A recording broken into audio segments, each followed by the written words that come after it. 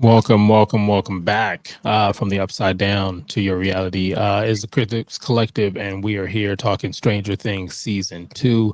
And if it's your first time here, welcome on in. Welcome on in. Now we're going to rate it. We're going to tell you our highs and our lows. Then we'll rate it from 0 to 5.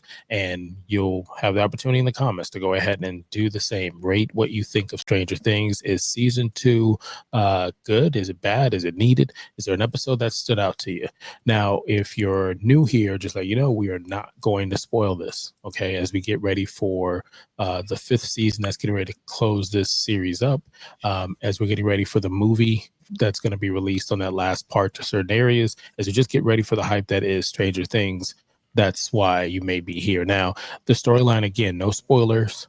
1980s, Indiana, a group of kids, friends, they're playing Dungeons and Dragons, and they're realizing that certain things don't seem to be what they are, and this involves their friend Will and the Upside Down and things that ensue. With that being said, Iris, what are the highs and lows? Okay, so for my highs, I'm gonna keep it the same, like I said for the previous season one. It still has that nostalgia, you know, great settings, the costumes, the characters. We're being introduced to new characters that are good to the story. Um, you know, same like you feel like you're being brought back into the 80s. It still gives us that vibe that I love.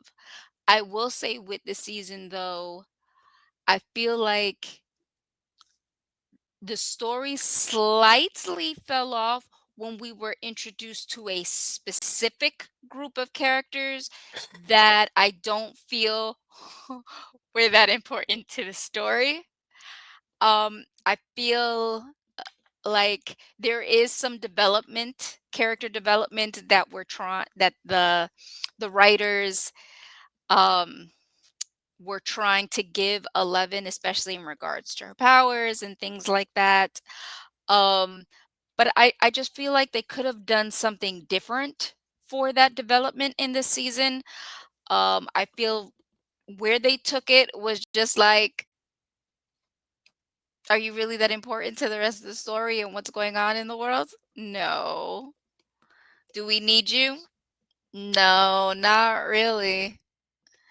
Because unless they were bringing these characters in, or at least one particular character from what we were introduced to, and staying with us for the rest of the time being, unless that person makes a magical appearance in this last season that's going to be coming out soon, I feel like very unnecessary, very unimportant. Like, so yeah, there was more low for this one for me than high. Oh, But okay. All right. still the same nostalgia, and the music in this one, like, had me going. I was like, "Yes, take me back, baby." Okay, now I can't say take me back. I'm an 80s baby, but I didn't grow up in this time. I think maybe being a millennial and the cost of gas, eggs, and mortgages and rent have me You need to be longing for the honest. days up. I'm just saying, I'm longing for the days of the 90s eating, like, I don't know, Rice Krispie treats, watching Saturday morning cartoons. So it does feel nostalgic. But my lows was let the beat build. That's what the kids would say, at least Little Wayne would say, meaning it's another build. Like if the first season was the setup, Mhm. the second season is the build up. The groundwork for this story really is put down, and the developmental stages of not just the characters' growth, but even the enemies, the villains, the arch enemies, who to trust. Those things are built up as well, and certain things in the first season that wasn't so clear, kind of murky, find a little bit more vision. Um, Another negative would be Billy. I'm going to say Billy. I can't remember the actor's name, but the gentleman that played Billy um, is bad and good. And what I mean by that is it's bad that no one is talking about how great a job he did acting.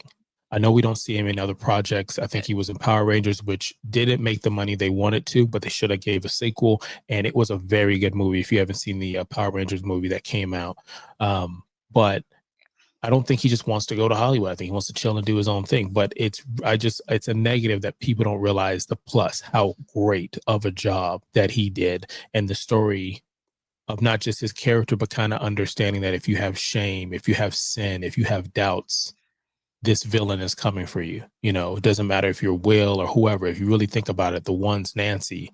There's that shame in there. It kind of feels like K-pop Demon Hunter. Like if there's shame and there's doubt, he's gonna get you.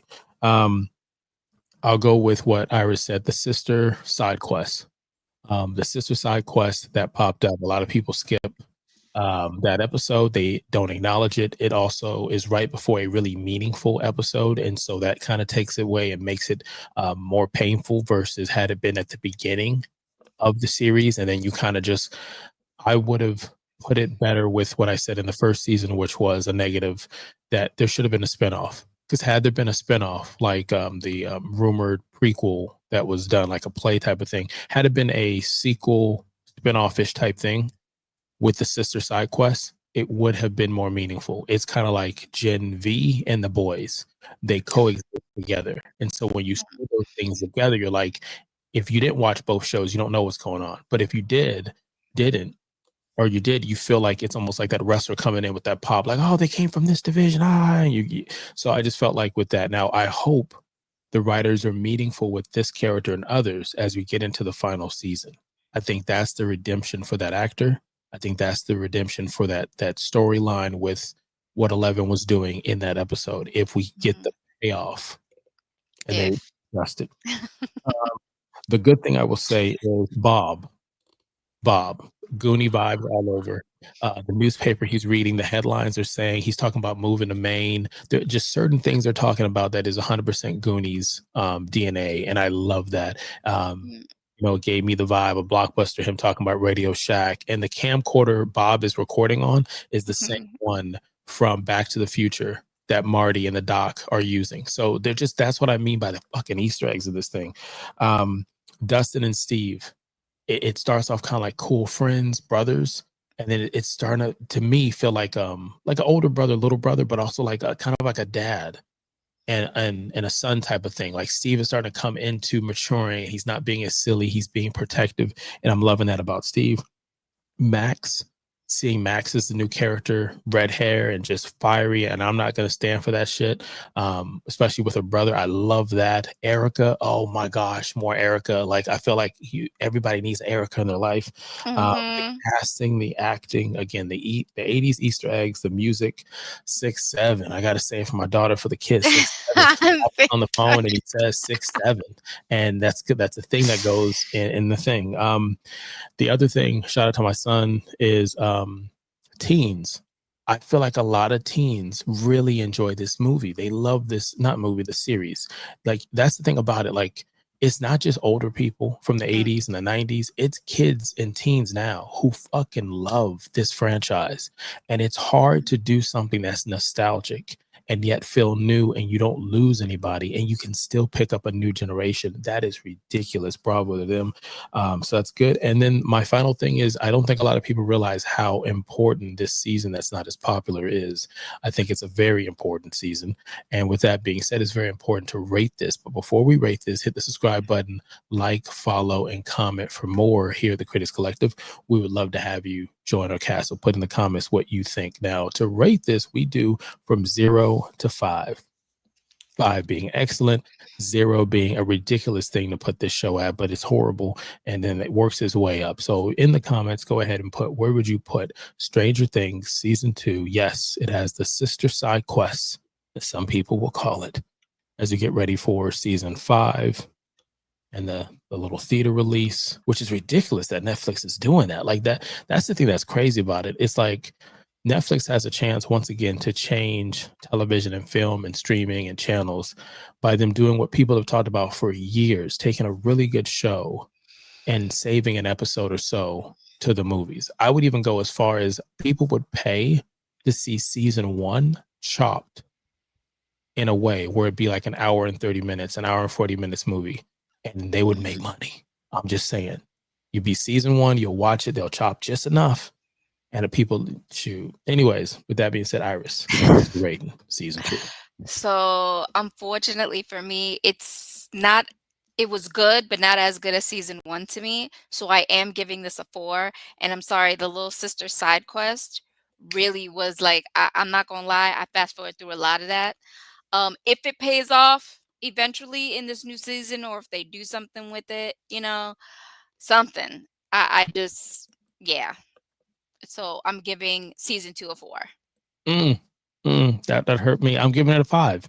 I'm giving it a Mm. 5. The storyline is there. The kids are still there. The atmosphere, the music, everything. They were leaning hard in the ads. There were ads they were running for like pizza and that was 1980s filtered, and they were just owning it. Man, it's just like I said before, going to the sets. I live in Georgia. I've been out there to those sets.